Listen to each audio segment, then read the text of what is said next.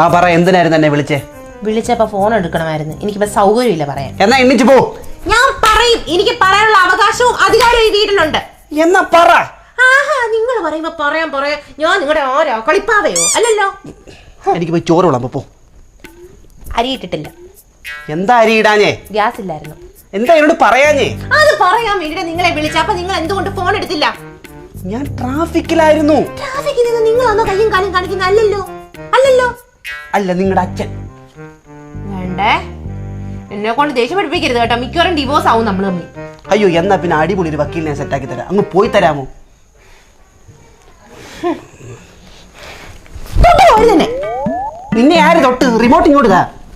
എന്നിട്ട് പോ. T V എങ്കിലും കാണട്ടെ. എന്താ ഇത്?